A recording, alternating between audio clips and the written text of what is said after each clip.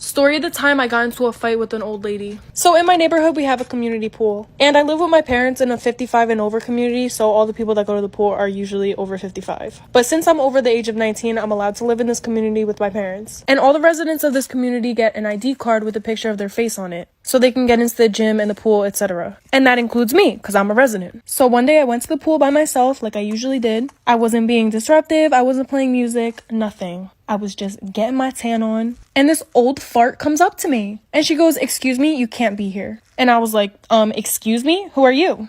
And she was like, "I'm a resident of this community." And I was like, "Okay, so am I." And she was like, "Show me your ID card." And I was like, "Wait, do you own the pool or something? Do you work here?" And she was like, "No, but I'll call somebody down so they can kick you out." And I was like, "Sorry, Karen, but I come here almost every single day to tan because I live here and I'm allowed to." So just to shut her up, I show her my ID card. Grandma Sue tried to say it was a fake ID card. I live in a 55 and up community with my parents, so most of the people that live there are 55 and up. So most of the people that go to the pool are 55 and up also. So this lady comes up to me saying that I need to get out of her pool and I don't belong there because I'm not a resident, which I am a resident. So I show her my ID card and I'm like, "Look, I'm a resident. I can be here if I want to." So she takes the ID card out of my hand and starts running around to all her old Karen friends and is like, "Oh my God, look at this fake ID card. She really made a fake ID card to get into our pool."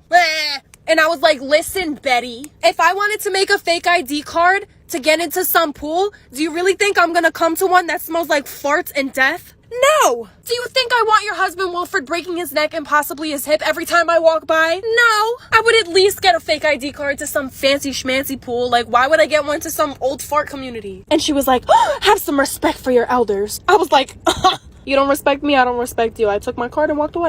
Am I the asshole for backing out of attending my son's wedding because his brother isn't invited? I have two sons, Isaiah, 22, and Daniel, 24. They had a great childhood together for typical siblings and disagreements, but nothing out of the ordinary. They grew up in a big family with loving grandparents and aunts and uncles and cousins on both sides. However, as they entered their teenage years, they started resenting each other for outside reasons because there were no issues at home. Daniel was seeing a young lady when he was 20. It was his high school sweetheart, even after school, that he planned to get engaged to, but it never happened because Isaiah lied to her about Daniel stealing from her parents, and she and her parents believed him. It turned out Isaiah was the one who stole the jewelry from Daniel's ex-girlfriend's parents' house and pinned it to Daniel. As a result, her parents filed a police report and Daniel suffered from the lie Isaiah told to get back at him for selling his bike that originally belonged to Daniel. They were both legally adults when this happened, and we were told to stay out of their conflict, but we couldn't help but get caught up in the middle. Eventually, the boys stopped seeing or talking to each other. Daniel lives in a rental apartment while Isaiah is still in college. Both boys are in contact with me and the family. Daniel is getting married this month. He sent me, his dad, and everyone else in the family an invitation except for Isaiah. I called Daniel to ask since I assumed he probably didn't send Isaiah an invitation but expected him to accompany me and my husband. He told me no, he intended to not invite his brother because he doesn't want him at his wedding. I felt heavy because Isaiah already apologized and sought forgiveness and gave Daniel time and space to reconcile, but Daniel kept ignoring him, saying he wanted nothing to do with him. I explained how I felt that he was being too harsh on his brother, and he told me not to pressure him about it and to respect his decision. I didn't pressure him, but I informed him that since Isaiah isn't invited, then I'm not coming to the wedding. Daniel threw a fit about how I was trying to corner him into having Isaiah, but I replied that I wasn't. Am I the asshole for not letting my husband go on a postponed bachelor party trip? One of my husband's closest friends got married in a courthouse ceremony last year. They debated postponing their entire ceremony, but decided to just do a courthouse wedding to save money. They threw a smallish reception-like party in their backyard to celebrate with friends and family instead.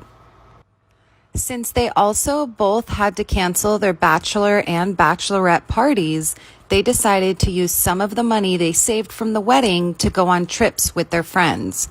My husband's friend decided he wanted to go to Vegas. He sent out an email to everyone invited detailing the trip. His friend would book and pay for an entire villa suite, so the only thing the attendees would have to pay for would be airfare and spending cash. When my husband told me about it, he was so excited as he's never been to Vegas, and this seemed like the perfect trip since his friend was covering a huge expense. However, we have 2 young kids at home, a 3-year-old and a 6-week-old newborn. The trip is in 6 weeks, and my husband's friend wants 4 sure answers on who is going by the end of this week so he can finalize the reservations. I told my husband I don't want him to go because I need his help at home. He pretty much begged me, but I did not give in. I do not think I can handle the needs of both kids all by myself. Neither of us have family nearby, and I'm pretty much estranged from all of my family anyways. The only real option we have for help is his mom, and she lives 3,000 miles away. He offered to pay for her to come stay to help, but I told him we couldn't afford it, which he should know. Also, I was upset that he thought we had the money to pay for this at all. We have 2 kids. We shouldn't be spending our money on gambling party trips.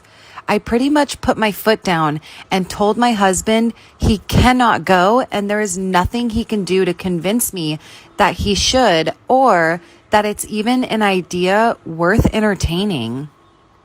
He is still trying to convince me and come up with ideas. The asshole for very rarely, almost never wanting to go to restaurants because my girlfriend makes food that's just as good, if not better, than restaurant food. I've been with my wonderful girlfriend for a few years now, and we usually get along great, aside from this current issue. She's a self-proclaimed foodie, which I honestly think is just selling herself short. She is a food genius. She can taste and smell a dish and then turn around and recreate it or even make it better than the original. If you taste something and wonder, what's that super subtle flavor? She'll tell you. It's anchovy paste, sumnak, lavender, some other obscure spice that you would never think of. When someone is cooking something and they go, it's missing something, she can tell you exactly what it needs. It doesn't stop there. She knew I had touched a diesel truck at work one morning as soon as I walked into the house that night because she could somehow smell it on me. It's either really cool or really creepy, depending on the day. That's not it either.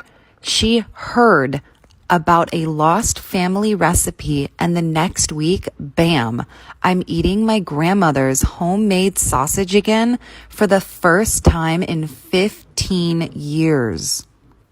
It's gotten to the point where I don't see any point in going out to eat, pretty much ever, except maybe her birthday.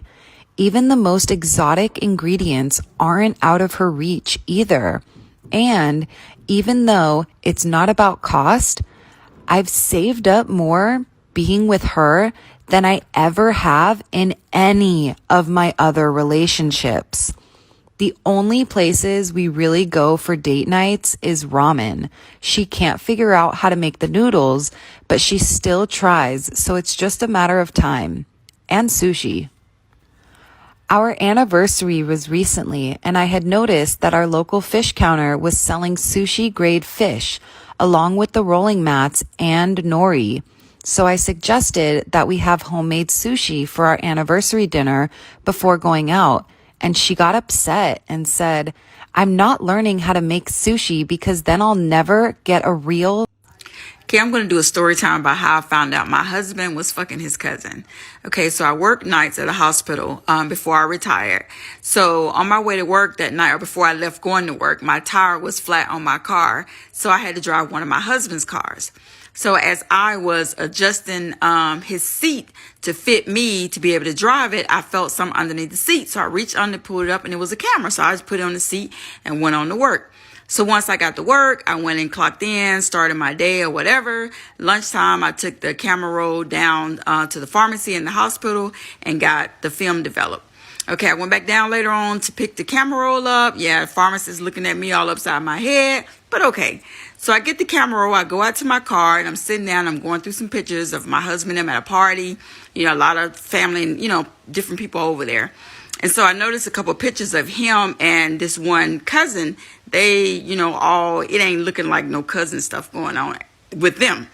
So I keep going, you know, through the camera roll, this and that, blah, blah. And then I'm looking at a picture that looks like my bed. Yeah, my bed. And the girl is sitting up on the bed.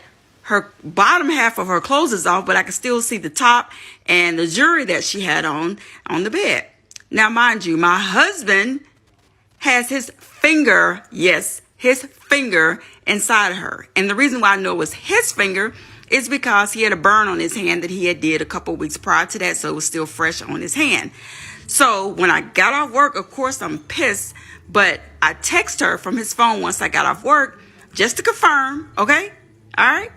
And she texts back some not so stuff that people that are cousins shouldn't be texting back. So, hey, so I called her mama and everybody in their family and told them, y'all always talking about, oh, she too bougie. She act the way she act, this and that. She don't like us.